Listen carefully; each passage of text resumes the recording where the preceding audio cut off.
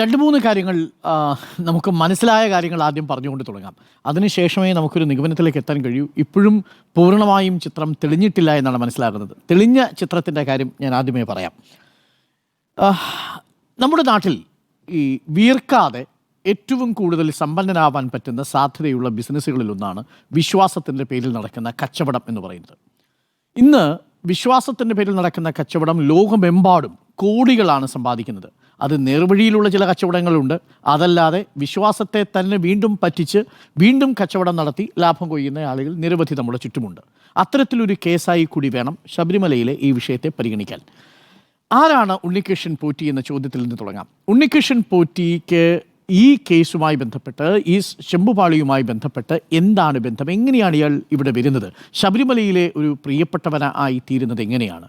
ഇയാൾക്ക് അവിടെയുള്ള പ്രധാനപ്പെട്ട ആക്സസുകൾ എന്തൊക്കെയാണ് എന്നുള്ളതാണ്. ശബരിമലയിൽ അന്നദാനം കൊടുക്കാൻ വേണ്ടി 6 ലക്ഷം രൂപയാണ് ചിലവെന്നാണ് ഞാൻ മനസ്സിലാക്കുന്നത്. അവിടെ അദ്ദേഹം ഒരു പ്രത്യേക ദിവസം തന്നെ അന്നദാനം കൊടുക്കാൻ വേണ്ടിയിട്ടുള്ള ബുക്കിംഗ് അദ്ദേഹത്തിൻ്റെ പേരിലായിരുന്നു. അദ്ദേഹം അതിനുവേണ്ടി 30 ലക്ഷത്തോളം രൂപ പിരിച്ചിട്ടുണ്ട് എന്ന തരത്തിലുള്ള കണക്കുകൾ പുറത്തു വരുന്നു. അതായത് അന്നദാനത്തിന് ചിലവാക്കേണ്ട തുകയുടെ 5 ഇരട്ടി അദ്ദേഹം പിരിച്ചിട്ടുണ്ട്. ബാക്കി പണം എവിടെ പോയി എന്ന ചോദ്യത്തിനാണ് ഇന്ന് വിജിലൻസ് നൽകുന്ന സൂചന ഇയാൾ ഒരു ബ്ലേഡ് പലിശക്കാരനായിരുന്നു എന്നതാണ് വിജിലൻസ് നൽകുന്ന സൂചന. അങ്ങനെയാണെങ്കിൽ ഇയാൾ ഈ വിശ്വാസത്തെ വിറ്റുകൊണ്ട്, സാധാരണ അയ്യപ്പ ഭക്തന്മാരുടെ വിശ്വാസത്തെ വിറ്റുകൊണ്ട് ജീവിച്ച ഒരു ആളാണ്, അതിൽ ഉപജീവനം നടത്തിയിരുന്ന ഒരാളാണെന്ന് മനസ്സിലാക്കുന്നു. 2004 ബംഗളൂരിലുള്ള ശ്രീരാമപുരം അയ്യപ്പ ക്ഷേത്രത്തിൽ ഇയാളൊരു ശാന്തിക്കാരനായി അവിടെ നിന്ന് പുറത്തു പോകുന്നത്. അതിൻ്റെ കാരണം തികച്ചും വ്യക്തിപരമാണെന്നാണ് ഞാൻ മനസ്സിലാക്കുന്നത്. അദ്ദേഹത്തിന് കുടുംബവുമായി ബന്ധപ്പെട്ടൊരു വിഷയമാണ് എന്നതാണ് ഞാൻ അറിയുന്നത്. അതിന് കൂടുതൽ വിശദാംശങ്ങൾ വരും. ചില വിഷയങ്ങൾ നമുക്കറിയാൻ താല്പര്യവുമില്ല. എന്നാൽ അവിടെ മുതൽ ഇയാളെ ഈ ശ്രീരാമപുരം അയ്യപ്പ ക്ഷേത്രത്തിലെ ട്രസ്റ്റ് ഭാരവാഹികൾ അവിശ്വസിച്ചിരുന്നു എന്നാണ് മനസ്സിലാക്കുന്നത്. എനിക്കൊന്ന് വിശ്വംഭരനും അതേ നിലപാടാണുള്ളത്. ഈ ഉണ്ണികൃഷ്ണൻ പോറ്റി ആദ്യം ശാന്തിക്കാരനായി പണിയെടുത്ത ബംഗളൂരുവിലെ ശ്രീരാമപുരം അയ്യപ്പ ക്ഷേത്രത്തിൽ ഇയാൾ വിശ്വാസയോഗ്യമല്ലാത്ത ഒരാളായിരുന്നു എന്നത് തീർപ്പ് കൽപ്പിച്ചയാളാണ്. അങ്ങനെയാണെങ്കിൽ 2004 ബാംഗ്ലൂരിൽ ഇയാൾ കള്ളനെന്നോ അതല്ലെങ്കിൽ ഇയാളെ വിശ്വസിക്കാൻ കൊള്ളില്ലെന്നോ ഇയാൾ പറ്റില്ലെന്നോ കരുതി ബാംഗ്ലൂർ ക്ഷേത്രത്തിൽ നിന്ന് പുറത്താക്കിയ ഉണ്ണികൃഷ്ണൻ പോറ്റിയെ ശബരിമലയിലെ പ്രധാനപ്പെട്ട സ്പോൺസറാക്കി മാറ്റിയത് ആരാണ്? ഇതാണ് ഏറ്റവും പ്രധാനപ്പെട്ട ചോദ്യം. അത് തിരിച്ചറിയാനുള്ള മാർഗങ്ങളൊന്നും ഉണ്ടായിരുന്നില്ലേ? നമ്മൾ മനസ്സിലാക്കുന്നത് ഇയാൾ അവിടെ നിന്ന് മുങ്ങി ശബരിമലയിലേക്ക് പൊങ്ങുമ്പോൾ അതിൽ ചില വഴിവിട്ട ബന്ധങ്ങൾ ഉണ്ടായിരുന്നുവെന്നാണ്. അത് കൂടുതലും ആ ബന്ധങ്ങൾ നടത്തിയിരുന്നത് ചില ബോർഡ് മെമ്പർമാരുമായിട്ടും ചില ബോർഡിലെ ഉദ്യോഗസ്ഥരുമായിട്ടും ഇയാൾക്ക് അവിഹിതമായ കൂട്ടുകെട്ടുകൾ ഉണ്ടായിരുന്നു എന്ന് വേണം മനസ്സിലാക്കാൻ. ഇയാൾ സ്പോൺസർ എന്ന നിലയിൽ പരിചയപ്പെടുത്തി തുടങ്ങുന്നത് 2019 പക്ഷേ അതിനു മുമ്പ് തന്നെ ഇയാൾ അന്നദാനം അടക്കമുള്ള കാര്യങ്ങൾ സ്പോൺസർ ചെയ്തിരുന്നു. പടിപൂജ അടക്കമുള്ള കാര്യങ്ങൾ പ്രിയപ്പെട്ട പ്രേക്ഷകർക്കറിയാമല്ലോ. ശബരിമലയിലെ പടിപൂജ സാധാരണ നടക്കുന്നത് മണ്ഡലകാലങ്ങളിലും മാസപൂജാ വേളകളിലുമാണ്. അതല്ലാതെ വിശേഷ ദിവസങ്ങളിലും അവിടെ പടിപൂജയ്ക്ക് അവസരമുണ്ട്. ഈ വിശേഷ ദിവസങ്ങളിലെ പടിപൂജ മുഴുവൻ ഈ ചില വിശിഷ്ട വ്യക്തികൾക്ക് വേണ്ടി ബുക്ക് ചെയ്യുന്നവരിൽ ഒരാൾ ഈ ഉണ്ണികൃഷ്ണൻ പോറ്റിയായിരുന്നു അത്രേ. അപ്പോൾ ആ വിശ്വാസിയെ കണ്ടെത്തി, സമ്പന്നനായ ഒരു വിശ്വാസിയെ കണ്ടെത്തുന്നു. നിങ്ങൾക്ക് പടിപൂജ നടത്താൻ താല്പര്യമുണ്ടെങ്കിൽ ഇന്ന തീയതി പടിപൂജയുണ്ടെന്ന് അറിയിക്കുന്നു. 2038 വരെ എങ്ങാണ്ട് ബുക്കിംഗ് ക്ലോസ് ആയ പടിപൂജ കിട്ടുന്നതിലുള്ള സന്തോഷത്തിൽ ഉണ്ണികൃഷ്ണൻ പോറ്റി ശബരിമലയിലെ തന്ത്രിയേക്കാൾ വലിയ ആളായിട്ട് അയാൾക്ക് മാറുന്നു. ഇതിനിടയിൽ കുറച്ചു കാലം അയാൾ ശബരിമലയിലെ കീഴ്ശാന്തിയുടെ പരികർമ്മിയായി കൂടി അവിടെ പ്രവർത്തിച്ചിട്ടുണ്ടെന്നാണ് മനസ്സിലാക്കുന്നത്. എങ്ങനെയാണ് ബംഗളൂരുവിൽ നിന്ന് പുറംതള്ളപ്പെടുന്ന, ആ ക്ഷേത്രത്തിൽ നിന്ന് പുറംതള്ളപ്പെടുന്ന ഒരാളെ ശബരിമലയിലേക്ക് അടുപ്പിക്കുന്നത് എന്നത് എത്ര ആലോചിച്ചിട്ടും മനസ്സിലാവുന്നു.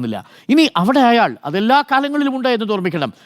2019 2014 അതിനു മുൻപും അയാൾക്ക് ശബരിമലയിൽ ഇത്തരത്തിലുള്ള സ്വാധീനമുണ്ടായിരുന്നു എന്നാണ് ഞാൻ മനസ്സിലാക്കുന്നത്.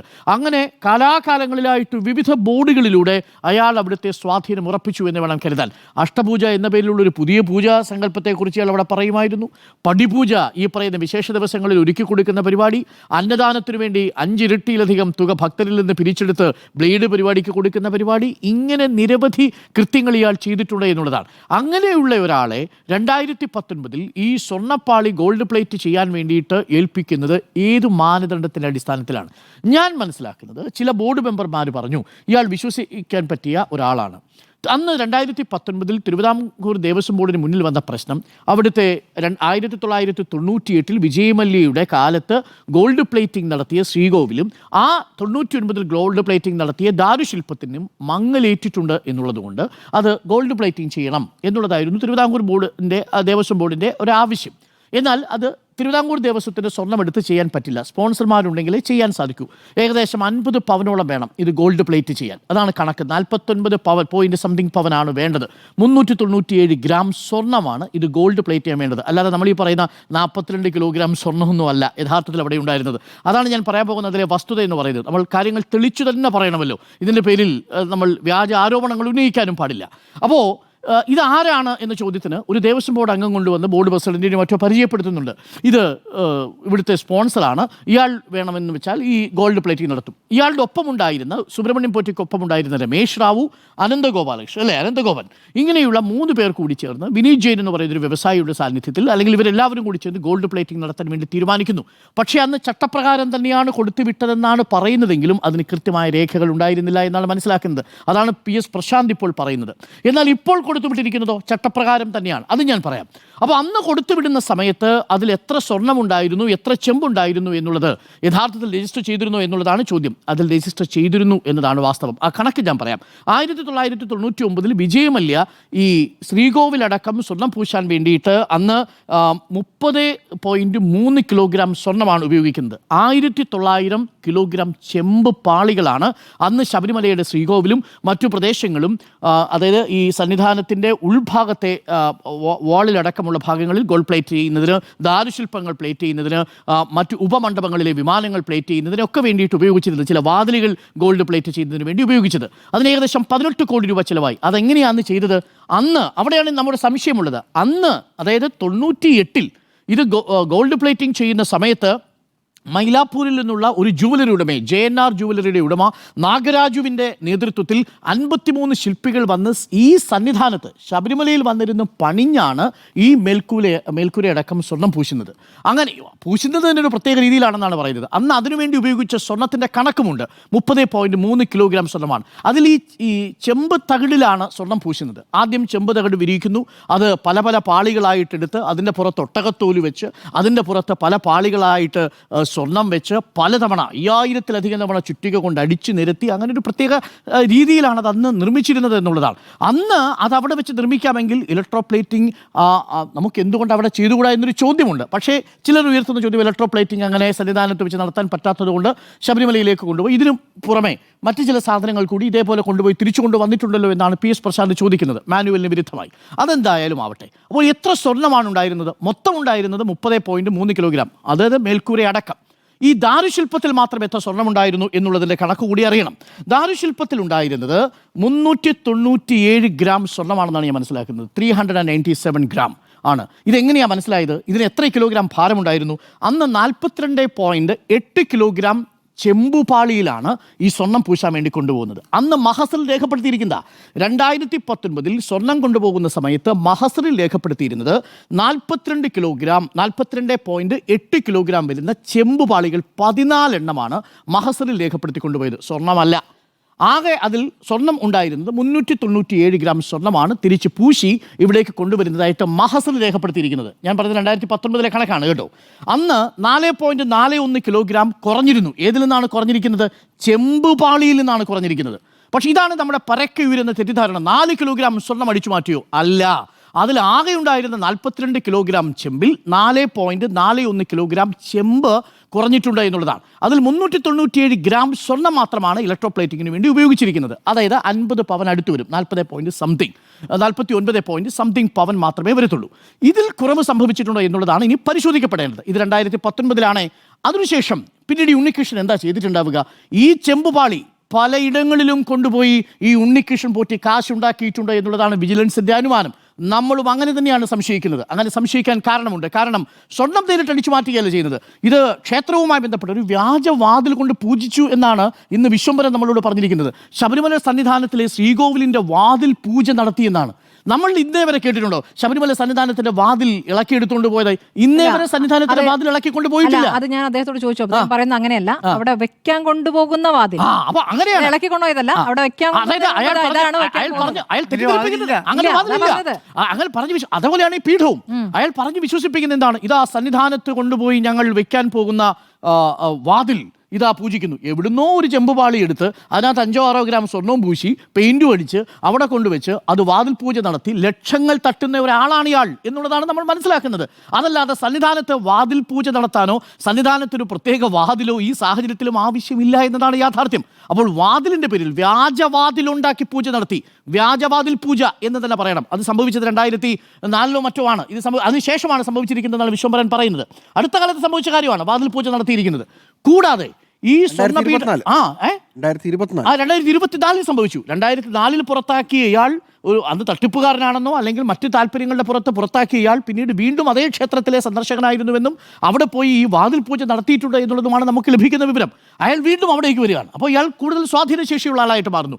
മറ്റു സംസ്ഥാനങ്ങളിൽ നിന്നുള്ള സമ്പന്നരായ അയ്യപ്പ ഭക്തരെ സന്നിധാനത്ത് കൊണ്ടുവന്ന് അവർക്ക് പ്രത്യേകിച്ച് VIP ദർശൻ കൊടുക്കുക, അവർക്ക് താമസ സൗകര്യങ്ങൾ ഒരുക്കി കൊടുക്കുക, പ്രസാദങ്ങൾ വാങ്ങിക്കൊടുക്കുക, പടിപൂജയ്ക്കുള്ള അവസരം കൊടുക്കുക, നെയ്യഭിഷേകത്തിനുള്ള അവസരം കൊടുക്കുക, ഇതൊക്കെ ചെയ്യുന്നൊരു ഇടനിലക്കാരനായിരുന്നു യഥാർത്ഥത്തിൽ ഉണ്ണികൃഷ്ണൻ പോറ്റി എന്നാണ് മനസ്സിലാക്കുന്നത്. അങ്ങനെയാണ് ഉണ്ണികൃഷ്ണൻ പോറ്റി അവിടെ കാലാകാലങ്ങളിലായിട്ട് വിവിധ ബോർഡുകളിലെ അംഗങ്ങളുടെ പൂർണ്ണമായിട്ടുള്ള പിന്തുണയോടെ, ഉദ്യോഗസ്ഥന്മാരുടെ പൂർണ്ണമായിട്ടുള്ള പിന്തുണയോടെ ശബരിമലയിൽ ഒരു അവതാരമായി സ്വയം മാറിയത് എന്നുള്ളതാണ് ഞാൻ മനസ്സിലാക്കുന്നത്. അതിൻ്റെ ഭാഗമായിട്ടാണ് ഇപ്പോൾ ഏറ്റവും ഒടുവിൽ സ്വർണ്ണ പ്ലേറ്റിങ്ങിന് വേണ്ടിയിട്ട് ഈ സാധനം ഇയാളെ തന്നെ ഏൽപ്പിക്കുന്നതും. പക്ഷേ അവിടെ ഏറ്റവും ഒടുവിൽ ഏൽപ്പിക്കുന്ന സമയത്ത് PS പ്രസാദ് നേരത്തെ പറഞ്ഞതുപോലെ വളരെ കൃത്യമായി ചില കാര്യങ്ങൾ റെക്കോർഡിക്കലായിട്ട് ചെയ്തിരുന്നു എന്നുള്ളതാണ് ഞാൻ മനസ്സിലാക്കുന്നത്. അതിൽ PS പ്രസാദിന് ഇക്കാര്യത്തിൽ മാറി നിൽക്കാൻ പറ്റുന്ന ഒരു കാര്യം, അന്ന് ഈ രണ്ടാമത് സ്വർണ്ണപ്പാളി കൊണ്ടുപോകുമ്പോൾ, അതായത് 2025 സ്വർണ്ണപ്പാളി കൊണ്ടുപോകുന്ന സമയത്ത്, അതായത് ഏറ്റവും ഒടുവിൽ കൊണ്ടുപോകുന്ന സമയത്ത് അവിടെ ആരുടെയൊക്കെ സാന്നിധ്യം ഉണ്ടായിരുന്നു, ആരൊക്കെയാണ് ചേർന്ന് കൊണ്ടുപോയത്? ഉണ്ണികൃഷ്ണൻ പോറ്റിയുടെ കയ്യിലല്ല കൊണ്ടുപോയത്. അതുകൊണ്ട് ഇക്കുറി ഉണ്ണികൃഷ്ണൻ പോറ്റി ഇത് ഏതെങ്കിലും തരത്തിൽ കച്ചവടം നടത്തിയിട്ടുണ്ടോ എന്നുള്ളത് ഇനി അവിടെ നിന്ന്, അതായത് സ്മാർട്ട് ക്രിയേഷൻസിൽ നിന്ന് കൊണ്ടുപോയിട്ടുണ്ടെങ്കിൽ മാത്രമേ അതിനുള്ള സാധ്യതയുള്ളൂ എന്നാണ് നമ്മൾ മനസ്സിലാക്കുന്നത്. പിരിച്ചു കാണും. അപ്പോൾ നോക്കൂ എങ്ങനെയാണ് സംഭവിച്ചിരിക്കുന്നത്. തിരുവാഭരണ ചുമതലയുള്ള commissioner, Sabarimala administrative officer, Sabarimala assistant executive officer, Devaswom Smith, vigilance പോലീസിന്റെ സബ് ഇൻസ്പെക്ടർ, വിജിലൻസിന്റെ 2 പോലീസ് ഉദ്യോഗസ്ഥർ, 2 ദേവസ്വം ഗാർഡ്, കൂടാതെ ഈ സ്പോൺസറുടെ പ്രതിനിധി, ഇത്രയും ആൾക്കാരാണ് ഇത് സ്മാർട്ട് ക്രിയേഷൻസിലേക്ക് കൊണ്ടുപോയിരിക്കുന്നത്. ഇത്രയും പേരുടെ സാക്ഷിയായിട്ടുണ്ട്. പക്ഷേ അതിൽ പങ്കെടുത്ത തിരുവാഭരണം മുൻ കമ്മീഷണർ പറയുന്നത് അങ്ങോട്ട് കൊണ്ടുപോകുമ്പോൾ, അതായത് നേരെയാക്കാൻ കൊണ്ടുപോകുമ്പോൾ ഇത് തൂക്കി നോക്കണല്ലോ. അങ്ങനെ ഒരു തൂക്കി നോക്കൽ ഉണ്ടായിട്ടില്ല. അതാണ് ഈ കണക്ക് ശരിയാണ്. ഈ സെയിം സാധനം 2019 വന്നതാണ്. ഈ 50 പവനിൽ കുറഞ്ഞിട്ടുണ്ടെന്ന് മാത്രമേ ചോദ്യമുള്ളൂ. ഈ 49 ഗ്രാമിൽ കുറഞ്ഞിട്ടുണ്ടെങ്കിൽ പറയുന്നത് എന്താ അറിയാം, ശുദ്ധമായ ചെമ്പ് പാളിയാണ് ഞങ്ങളുടെ അത്രേ പറ്റൂ. ആ ശുദ്ധമായ ചെമ്പിൽ മാത്രമേ നിങ്ങൾക്ക് ഇലക്ട്രോപ്ലേറ്റിംഗ് ചെയ്യാൻ പറ്റുള്ളൂ. അതാണ് ഇവിടെ സംഭവിച്ചിരിക്കുന്നത്. അതുകൊണ്ട് 4 കിലോ സ്വർണം അടിച്ചുകൊണ്ട് പോയി എന്ന വാദം തെറ്റാണ്. 50 ഗ്രാം കഷ്ടിച്ച് 50 പവനോളം വരുന്ന 397 ഗ്രാം വരുന്ന സ്വർണ്ണമാണ് പൂശിയിരിക്കുന്നത്. അതിൽ കുറവ് വന്നിട്ടുണ്ടോ എന്നുള്ളത് ഇനി കണ്ടുപിടിക്കേണ്ടിയിരിക്കുന്ന കാര്യമാണ്. അതിപ്പോൾ അവിടെ കൊണ്ടുവച്ച് ഇനി അത് പരിശോധിച്ച ശേഷം മാത്രമേ മനസ്സിലാക്കാൻ. 4.5 കിലോ എന്ന് കോടതി ചോദിക്കാൻ കാരണം അത് 4.5 കിലോ തൂക്കത്തിലാണ് കുറവ് സംഭവിച്ചത്. അത് മഹസിൽ തന്നെ കണ്ടതാണ്, കോടതി കണ്ടുപിടിച്ചതല്ല. മഹസിൽ രേഖപ്പെടുത്തിയപ്പോൾ കണ്ട വ്യത്യാസമാണ്. അതായത് 2019 ഇത് പാളി കൊണ്ടുപോയി തിരിച്ചു കൊണ്ടുവരുമ്പോൾ അതിൽ 4.41 കിലോഗ്രാം കുറഞ്ഞിരിക്കുന്നു. അത് കുറഞ്ഞാൽ അത് കുറയേണ്ടത് ചെമ്പാണ് കുറയുക. ഒരിക്കലും സ്വർണ്ണം കുറയില്ല. നിങ്ങൾ ഇലക്ട്രോപ്ലേറ്റ് ചെയ്യുന്ന സ്വർണ്ണമല്ലല്ലോ കുറയുക, സ്വർണ്ണത്തിന്റെ ഉള്ളിലുള്ള മെറ്റലല്ലേ കുറയുക. അതാണ് ഇവിടെ സംഭവിച്ചിരിക്കുന്നത്.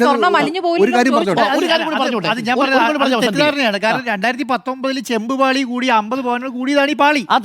അതിന്റെ അകത്തുനിന്ന് കുറഞ്ഞാൽ ചെമ്പേ കുറയാൻ പറ്റുള്ളൂ. പിന്നീട് ഈ ആകെയുള്ള 50 പവനിൽ നിന്ന് ആകെയുള്ള 397 ഗ്രാമിൽ നിന്ന് 4 കിലോഗ്രാം എങ്ങനെയാണ് കുറയുന്നത്? അപ്പോൾ അത് അസംബന്ധമായ ആരോപണമാണ്. ആ ആരോപണം നിൽക്കില്ല. അതൊന്ന്. രണ്ടാമത്തെ ഒരു കാര്യം, ഈ പറഞ്ഞതുപോലെ ചട്ടങ്ങൾ പ്രകാരമാണ് രണ്ടാമത്തെ തവണ ഇത് പ്ലേറ്റിങ്ങിന് കൊണ്ടുപോയിരിക്കുന്നത്. അക്കാര്യത്തിൽ PS പ്രസാദിന് ഏതെങ്കിലും തരത്തിൽ വലിയ വീഴ്ച സംഭവിച്ചിട്ടുണ്ടെന്ന് നമ്മൾ കരുതുന്നതുമില്ല. ഇനി പുറത്തു വരേണ്ട ചോദ്യങ്ങൾ ഇവയാണ്. ഈ ഉണ്ണികൃഷ്ണൻ പോറ്റിക്ക് കാലാകാലങ്ങളിലായി എങ്ങനെയാണ് ഈ സ്വാധീനമുണ്ടായത്? എല്ലാ ബോർഡുകളിലും, പിന്നീട് 2010 ശേഷമുള്ള എല്ലാ ബോർഡുകളിലും ഇയാൾക്ക് അവിടെ സ്വാധീനശേഷി ഉണ്ടായിരുന്നു. ഇയാളുടെ അവതാര പിറവിക്ക് പിന്നിലെ മറ്റെന്തെങ്കിലും താല്പര്യങ്ങൾ ഉണ്ടായിരുന്നു? ഇയാൾ ബ്ലേഡ് പലിശക്കാരനാണ് എന്നുള്ളത് ആർക്കും അറിയാതെ പോയത് എങ്ങനെയാണ് തുടങ്ങിയ ചോദ്യങ്ങൾ നമ്മുടെ മുന്നിലുണ്ട്. അതിനോടൊപ്പമാണ് ഇയാൾ ഈ സ്വർണ്ണപീഠവും കൊണ്ടൊരു തള്ളലുമായിട്ട് വന്നത്. അതാണ് അയാളെ കുടുക്കിയത്. അതിനു പിന്നിലുള്ളത് അത് നിഷ്കളങ്കതയല്ല, അത് വാണിജ്യ താല്പര്യം മാത്രമല്ല എന്നാണ് എൻ്റെ വിശ്വാസം. അതിനു പിന്നിൽ വ്യക്തമായ രാഷ്ട്രീയ താല്പര്യമുണ്ട്.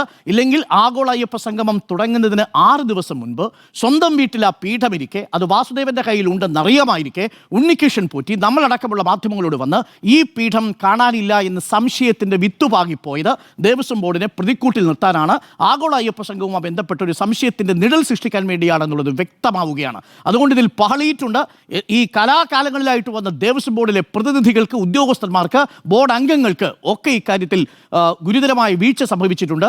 ആ അവതാരങ്ങളെ തിരിച്ചറിയണം എന്ന് 2016 മെയ് മാസത്തിൽ പിണറായി വിജയൻ ഉദ്ദേശിച്ചത് ഇതേപോലുള്ള അവതാരങ്ങളെ കൂടി ഉദ്ദേശിച്ചാണ് എന്നാണ് എനിക്ക് പറയാനുള്ളത്. പക്ഷേ നിർഭാഗ്യവശാൽ അത് പലയിടങ്ങളിലും ആ അവതാരങ്ങൾ ഇങ്ങനെ ചുറ്റിക്കറങ്ങുന്നു. പക്ഷേ ഇക്കുറി അയ്യപ്പനോടാണ് കളി, അയ്യപ്പൻ വിടില്ല എന്നുള്ളതാണ് അയ്യപ്പ ഭക്തന്മാർ വിശ്വസിക്കുന്നത് എന്നതാണ് എൻ്റെ ടേക്ക് ഈ വിഷയത്തിൽ. ഒരു കാര്യം ചേർത്ത് പറഞ്ഞോട്ടെ, ഉണ്ണികൃഷ്ണൻ പോറ്റി സ്വർണ്ണം അടിച്ചുകൊണ്ട് പോയി നിങ്ങൾ സംശയിക്കേണ്ട, അങ്ങനെ പോയിട്ടില്ല. അതെ, ഒന്നുകൂടെ പിരിച്ചോ എന്നാണ് അതാണ് പ്രധാന വിഷയം. സ്വർണ്ണം അടിച്ചുകൊണ്ട് പോയി സമ്പന്നനാവണ്ട ഒരു ആവശ്യം ഉണ്ണികൃഷ്ണൻ പോറ്റിക്കില്ല. കാരണം സ്വർണത്തെക്കാൾ വലുതാണ് ഒരു തവണ ഈ സ്വർണ്ണപ്പാളിയിന്മേലുള്ള വിശ്വാസം വിറ്റുള്ള ജീവിതം. അതാണ് സംഭവിച്ചിരിക്കുന്നത്.